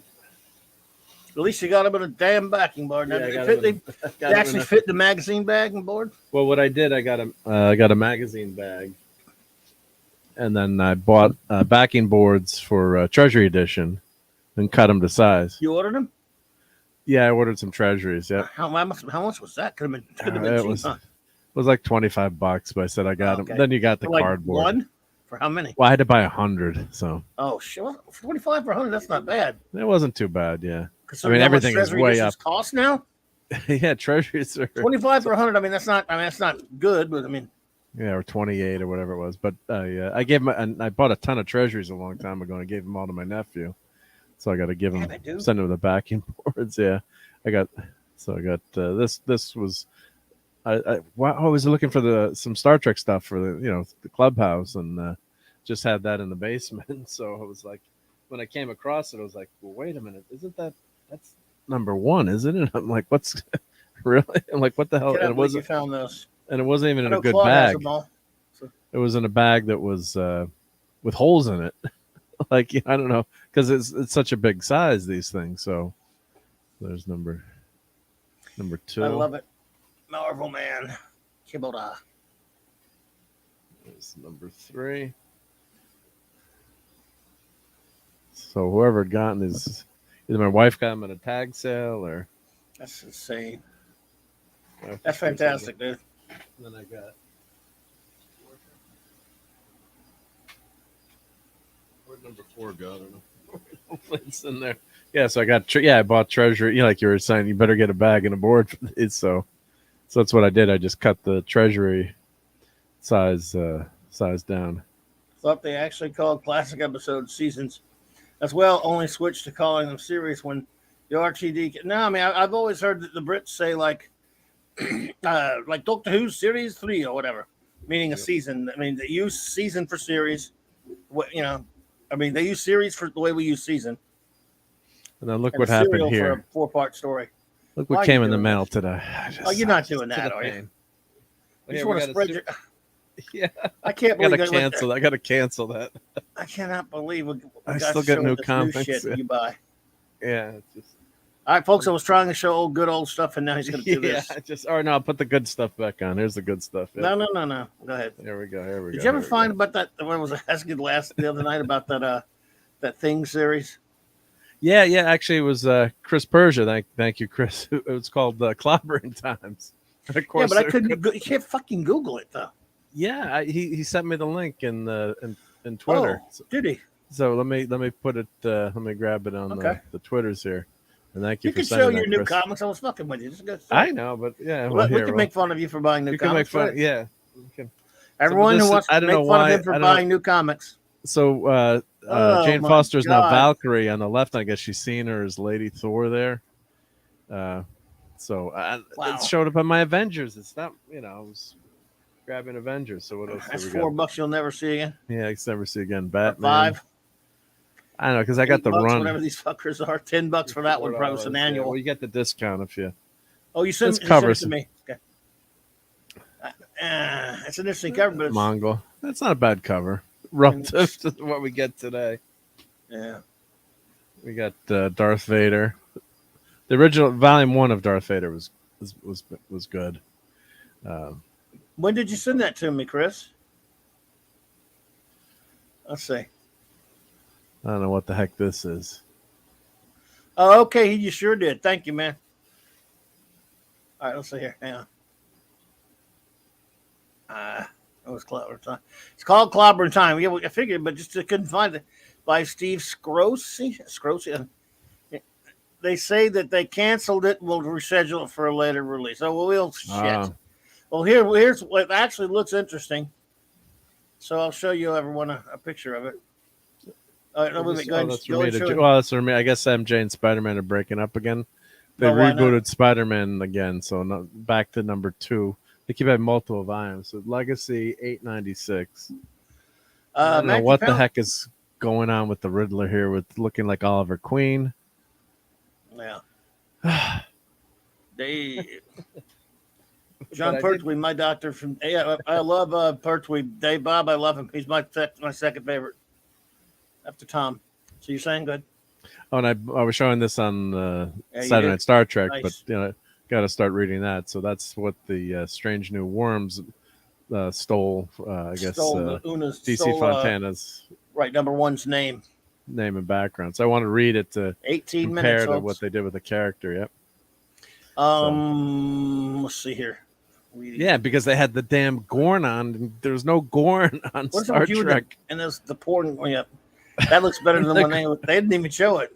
They haven't shown it, but I mean, they didn't meet the Gorn, and until Kirk. Kirk is the first person to meet the Gorn. I mean, they've always got a throat, and she knows it's the Gorn too. And then they had her. If you've been watching Major Grin, but then they walk on the Enterprise in the episode, and of course all the other episodes they've got to have magnetic shoes and spacesuits, and they didn't have force fields like that where you could just fly the shuttlecraft through until much later. So of course they just retcon everything and have tech that never existed, and yeah, Matthew Pounder, Chuck Dixon will be happy to hear that. I've talked to him about his Airboy comics before. Faux steampunk Riddler. Yeah, I don't know what's going on with. I don't know what's going on with this. Trash. It's like but I got my run of detective going. It's like, Garbage. Oh, yeah. well, here's that one. Here's what Chris Chris found. Yeah, thank you, Chris. Episode said it said. was going to come out later, maybe, or Yeah, wonder why the heck they did that. I mean, because if they the heard that book you is and in I the wanted can, to read it. yeah, because Told of the you that. books in the can too, that doesn't make sense. Normally you hear if it's delayed or an artist This is, should have been out a year ago because of the Fantastic Four anniversary. yeah, and the book is named after you. They did. Well, that's probably why they did it because they knew they couldn't. They want to go back and name it the Clobberin Times now, so they can really screw me over. Why are Ben's toes so skinny on that I don't know, cover? but this looked Don't they like look who too knows? skinny? It's about Thing and the Hulk. Yeah, Might have been total garbage, but I've been willing to give it a shot. What was the Thing Hulk series that was out maybe like 10 years ago now, or what was that? Oh, when the in that horrible cover of the Hulk is biting the Thing, or was it the other way around? His face. Trying to remember that series. You mean that? Was that a series, or was that a Yeah, it was that one with that really horrible weird art? It was a Jay Lee art, whoever did that art. Yeah. I think I know what Someone you're they're talking biting about. each other, and Yeah, that's like Bruce Jones crap. Oh God, I like Yeah. Bruce Jones as a writer usually, but holy garbagey crappy. it was like a circus in that comic somehow. The Thing was in a circus, I think. It was overly realistic looking at it to a Yeah. bad degree. Yeah. If we're both thinking that's a long time ago. So- That's like in the early 2000s, wasn't it? I guess. Yeah. Yeah, But- Dave Bob, you're right. Yeah, the Metrons had to tell Kirk it was the Gorn. Yep, never heard of him before. Yeah, No, not anymore. Not anymore. nope. They fixed it. Bunch of scumbags. Dirty, filthy, strangled new worms. Alex Klussman can go screw. Go screw. So yeah, here's some. Okay, so anyway, that's your Warrior magazine. So I thought you'd like to see that you got covered. Well, of course, this is from a back issue magazine that really is a back issue. It's from 2012, but oh man, Marvel Man was so great. Good God, That was amazing. Well, actually, the first time I read the Thing in its entirety was Marvel was reprinting that original run. yeah, And they called it. I guess it was. I think they called it Miracle Man it's Miracle Man. in the They had reprint. That's because when they came over to the States from Eclipse in the 80s, they couldn't call it Marvel Man, obviously. Yeah, but this was a Miracle later Man. reprint. Like Yes, it was a much the later reprint. Yeah, yeah, from the and but it was 2000s. really good because they had like almost a magazine format where they had interviews and they talked about people said like 3 or 4 pages, exploring the books. And then you when know I who got wrote it, right? well, that was what the new versions or the Ones you're talking, the reprint you got. oh, that was that I can't remember now. Was that Well, it was written by the original author. That's the name that it's credited. oh yeah, that's right. Yeah, because you can't remember his because Alan name. Moore took his name out off of it. He wouldn't let Marvel print that reprint with his name Even in with it. his name. Yeah. Oh, Alan Moore. Yep. God bless him. Yep, that's why. Yep, that's right. Moore never worked for Marvel. Well, he did work for Marvel UK, Matthew. He did some Star Wars comics and some Doctor Who comic backups too. He did a Doctor Who backup called Soul of a Cyberman. I remember that. But anyway, here's some more of that That's great art there. Yep. weird British weird stuff. There's some more Warrior. I have some of these. I definitely have the one on the right there with That's the Marvel Man special. That's actually not Warrior. That's the Marvel Man special. I have that. It's just reprints of the old 50s stuff though, mostly. It's the old 50. Yeah. And then when I got was it issue 15 or 16, which is the issue where not to spoil anything, but where Miracle Man and Oh, you have the regular. You got that? Oh, that's right. They reprinted all of it, didn't they? they reprinted all Well, of it. in the Yeah. regular Eclipse books, 15 was the one. 15 was I remember one, I had yeah. my shop when the original number 15 came out. And how do I put this? And 15 and 15 minutes. Well, 13 minutes left now. Yep. Yep, 13. 12 minutes and less. I mean 13 minutes and less. I had the Miracle Man number 15 when that came out. I had my shop at the time. To this day, that single issue remains the most horrific and disturbing yet brilliant comics I've ever read. It's that. It's nuts. It is brutal. Yeah, but I love it. No, did you say you stopped the kid from buying it, like young kid, or was that a different? Oh, well, that was comic? a different one. I've had a couple. Comic? That was the Killing Joke. I had a couple of other ones. Like I think it was I think our great buddy Mark C was one of them. But it was him and it was someone else. It was another guy that I sold comics to that I met many years later as an adult, who said, "You made me go out to my mom and get permission to buy the Killing Joke, and then you wouldn't sell me Batman the Cult." Did you ever read Batman the Cult? Nope, didn't read that one. A number of months after the Killing Joke. Was it a trade or was it a? It was a 4-issue prestige format. You know how Killing Joke was a 1-issue, 1-shot. Yep. Prestige format. Well, Batman the Cult, which was drawn by Bernie Wrights and not his finest art, came out and it had some really disturbing stuff. There's no comic codes authority on it. Or I guess back then it was gone. It was gone for you. Yeah, this is. It was. They had it. It was out there, but not for this. It was not on it. Well, yeah, but if you hadn't read it, you would have sold it and said. I don't remember reading that one. Max says he's not feeling well. Oh, sorry, Max. Been dealing with stressful situations. Stepped away to take a rapid COVID test. Was negative. Well, glad it was negative. At least hope Mershapple did it correctly. Oh man, sorry to hear about that, dude. Yeah, hope you feel better and just drink lots of fluids and see your doc if you need to. But yep, hope you feel better. Yep. Batman the Cult was some messed up stuff though. All right, buddy, you go feel better, man. Get some rest. We appreciate you being here. Yep. We need you to do lyrics on Saturday night, so hopefully you can recover. No pressure, though. If you don't have any limericks, that's good either. But we always love her. Yeah, don't have to, but we always appreciate him. Here we go. We're getting about to be 10 minutes. Here. Another piece of candy. All right, about to be. Yep, candy time. 5, 4, 3, 2, 1. 10-minute mark now. I'm gonna get to eat another piece of candy. How do you like them apples, Charlie? Anyway, but now Rad and Oxymander Bear says, yeah, hopefully what's the nursing nurse chapel. Well, she's kind of cute. She's incompetent. But she could transport you from that new transporter in the sick Dave bed. Bob says, I stopped collecting and reading comics in the early 90s. Sorry. Don't be sorry. That's the best way to dude. You're much smarter than me, Bob. I should have spent all my money and bought all the old classic Kirby and Ditko Spidey. Back when it was cheaper. You look at the old comics and they've got the price list. It's like, FF number 48, $10. Of course that was a lot of money back then in '78, but damn, that would have been nice, right? Well, Dave, I didn't stop in the early 90s, but I changed. I mean, I dropped almost all of DC, especially after I did that garbage Xerox hour. I dropped most of my Marvel stuff in the 80s just because it was shitty.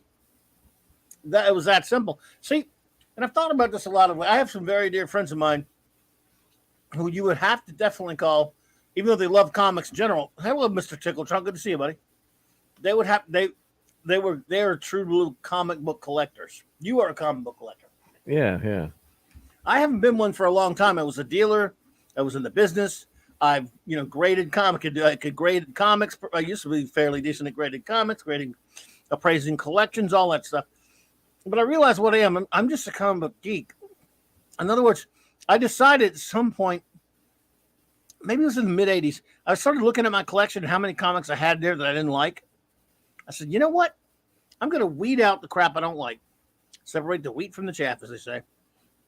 And I'm only going to buy comics and collect comics that I want to have, that I like. And if I like a series that I've bought like 20 issues, 40 issues, and then it starts to suck, I don't want it anymore. That was just me. Not, Would you that's keep not. would you keep the 20 issues that you liked, or Yes, you I get rid keep of the it whole? unless they're really, really. If I would stay with it for a while, and yes, let's say I bought the first 30 and liked it okay, and then for about I stayed 20 or 30 issues and didn't like it for a good while. I might get rid of some of the ones I didn't like, but I would keep the ones I wanted and liked. Now, that's not a collector's mentality. Nope. If it's a That's not comic, my I mentality. wanted to have any comic that I didn't want. Like all my friends, many of my friends were completists, and I never, even on FF. Look, because I had for a while there till I sold my FF collection. I had, maybe 30 to 40 gaps between number one and 70 or 80, You had most something. of it, right? Yeah, and I had number one, and garbage copy. But you had and then after like 90 something or 80 something, I had a straight run to 250, and right around there was when I started getting sick of burn shit. So I got rid of everything after 250. And I had all the annuals. I had every annual. I said I'm just cut it off at this point. I don't want any scrap anymore. So I got rid of them at the time and never went back to collecting the book to any great degree. And I did that with a lot of stuff. But that's just me. Everyone's different. So I've never been really much of a comic collector. So you didn't keep your copies of the Nth Man? I don't know. I did not. I would have to keep them. I would have had to actually buy them. But okay. Or the NFL Super Pro, same deal. Yeah. So, but anyway, so I decided. Look, I love having the originals when I have them. There's Minimus here. I love having the originals when I have them, and I love it watching my friends, do all that. Like I have a couple of friends who are hardcore collectors. Yeah. It's a lot of fun, of course. And then the good thing is I couldn't afford it anyway, so I'm better off not having that need. So I've decided, like people, for example, bitch about digital.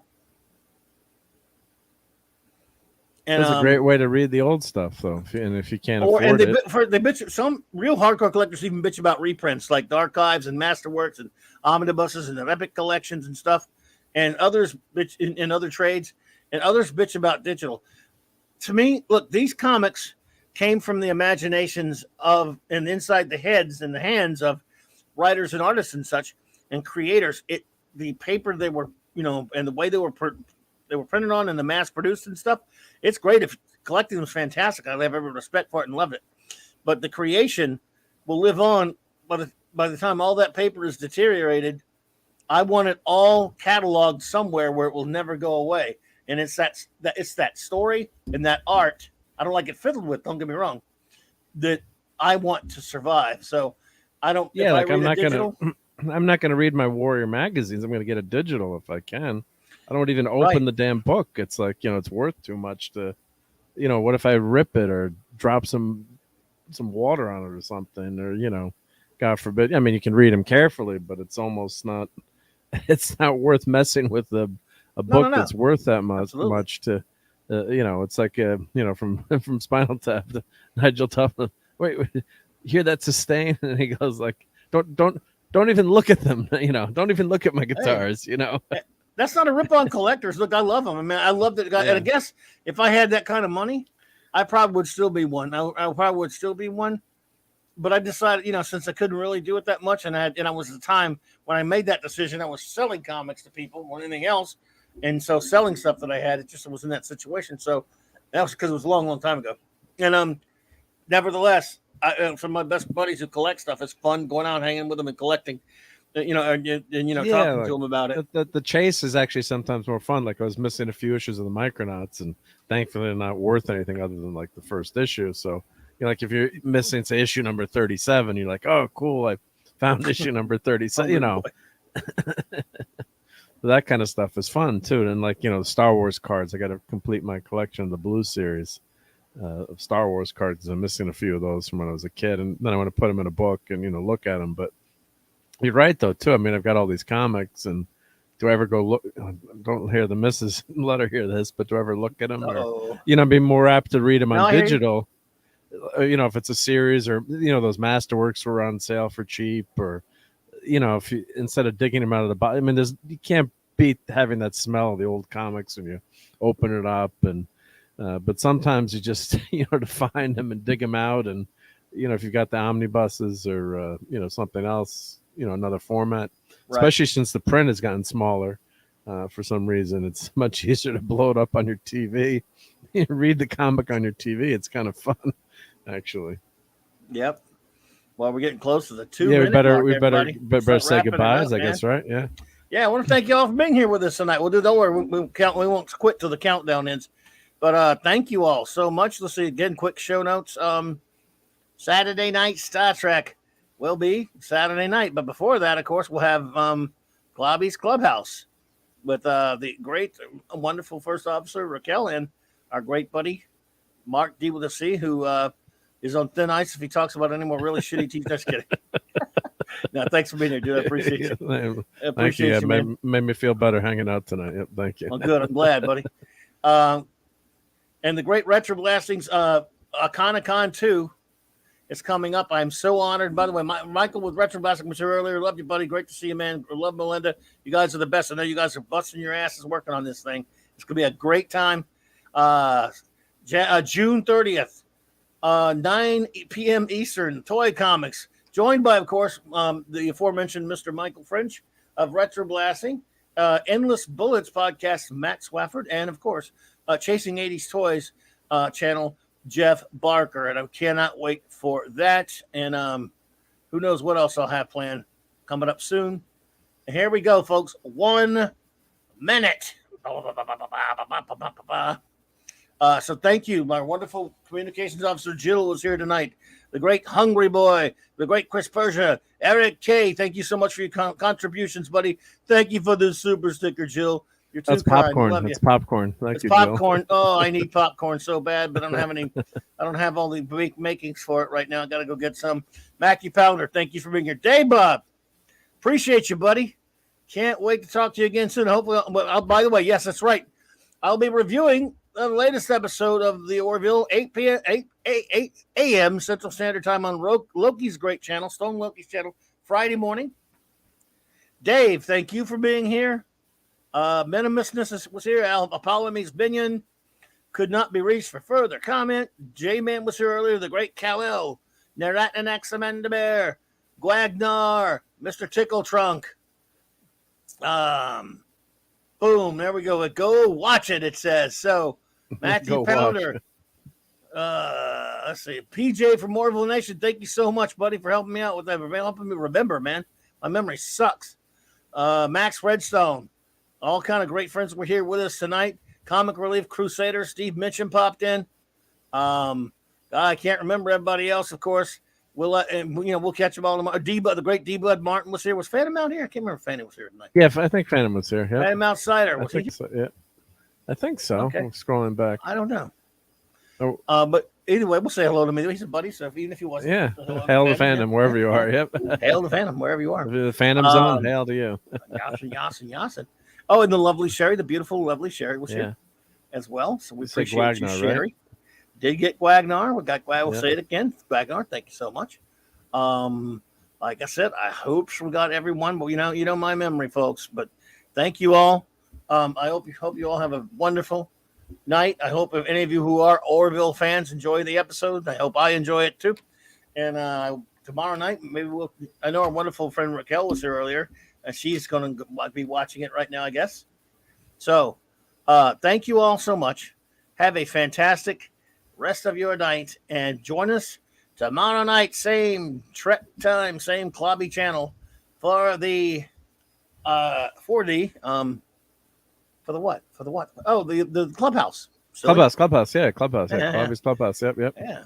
So thank Thursday you all, night, folks, and I'll play us out with these important messages, and then we will get out of here. Have a wonderful time, and hey, hail Orville.